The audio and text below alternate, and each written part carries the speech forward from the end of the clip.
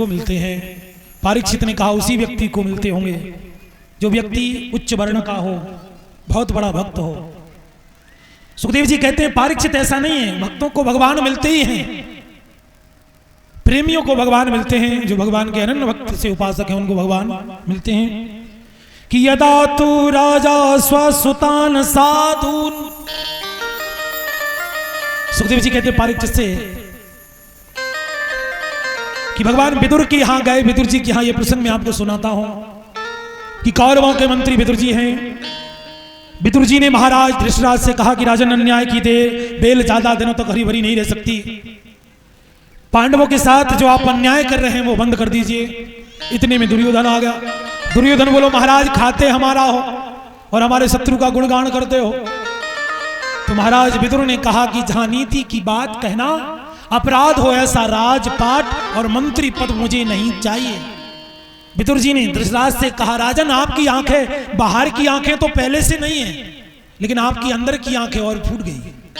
ज्ञान वैराग नयन और गारी, ये ज्ञान वैराग की दो आंखें हैं राजन, वो भी तुम्हारी फूट गई। तुम नहीं समझ सकते कि भरा क्या है, बोला क्या कि मानुष तन गुण ज्ञान निधाना, मानुष तन ज्ञान निधाना,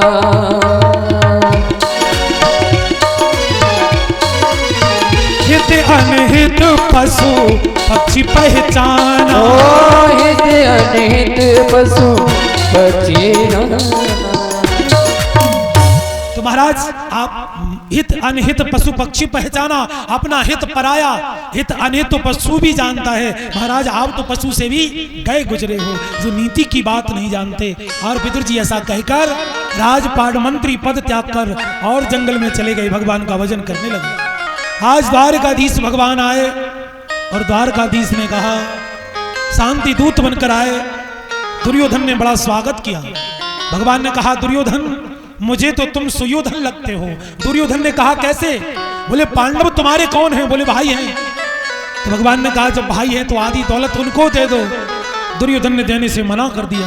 बीच सभा में बोला, एक बात ध्यान रखिए, जहां बड़े बात कर रहे हो तो छोटों को बीच में नहीं बोलना चाहिए। दुर्योधन उठ खड़ा हो गया और बोला कि सूचग्रे नहीं विदास्यामि बिना युद्धेन के सवा, बिना युद्ध के सुई की नोक के बराबर नहीं दूंगा। जो करना हो सो कर लो, सूदी बात, या युद्ध कर लो या हमारे दास बन जाओ। भगवान ने समझाया कि युद्ध में किस प्रकार लोगों अपनी प्राणों की आहुति दे देते हैं। बार बार कहने पर भी दुर्योधन नहीं माना। इधर विदुर जी भगवान से कहते हैं, भीड़ में पीछे खड़े हैं। विदुर जी ने भगवान को देखा, भगवान ने विदुर जी को देखा। बोले प्रभु मेरा निमंत्रण, आपका निमंत्रण मेरी कुटिया में पदार्पण हो भगवान। इतना कह के विदुर जी चले गए। सभा समाप्त हुई। दुर्योधन ने कहा भगवान माता गांधारी ने आपको 56 प्रकार के व्यंजन बनाए हैं, चलिए। तो भगवान बोले सुनो दुर्योधन, भोजन दो परिस्थितियों में किए जाते हैं। कि पहली परिस्थिति ये कि भोजन कराने वाले व्यक्ति के अंदर श्रद्धा हो, और दूसरी ये कि भोजन करने वाले व्यक्ति के अंदर भूख हो। ना हमारे अंदर भूख है, ना तुम्हारे अंदर वो श्रद्धा है। और विदुर जी के यहाँ पहुंचे। विदुरानी जी स्नान कर रही थी, सुना कि भगवान आ गए, प्रेम में पागल हो जाती हैं। और देखा भगवान ने अपना पीतांबर विदुरानी जी के शरीर पर डाल दिया।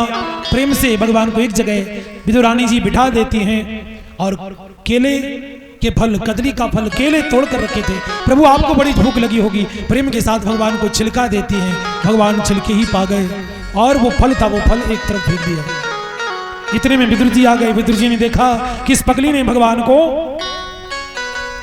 छिलके पवा दिए। बोले प्रभु ये लड्डू, ये मेवा, ये मिष्ठान खाइए, ये छिलके में क्या स्वाद है? तो भगवान कहते हैं कि भाव का भूखा हूं मैं, कि भाव ही किसार है। जो भाव से भजता है मुझे, भव से बेड़ा पार। सबसे ऊंची प्रेम सगाई, सबसे ऊंची प्रेम सगाई, सबसे ऊंची प्रेम सगाई, सबसे ऊंची प्रेम सगाई। सबसे ऊंची प्रेम सगाई।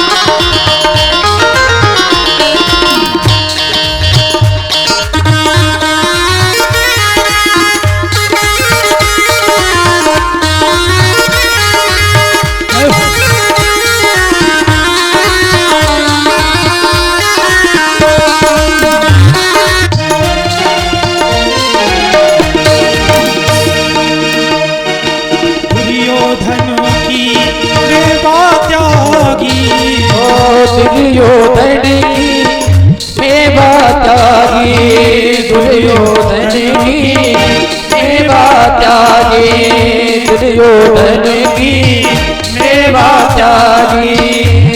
सागे विदुर घर खाई, ओ सागे विदुर घर खाई, सबसे ऊंची प्रेम सगाई, सबसे ऊंची प्रेम सगाई, सबसे ऊंची प्रेम सगाई।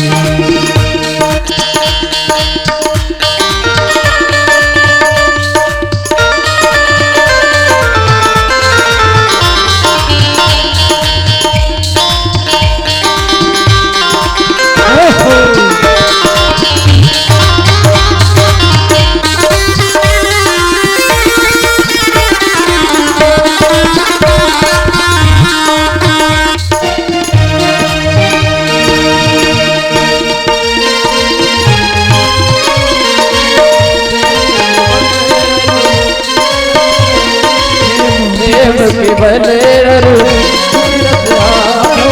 प्रेम दिवस और जुन रत हा क्यों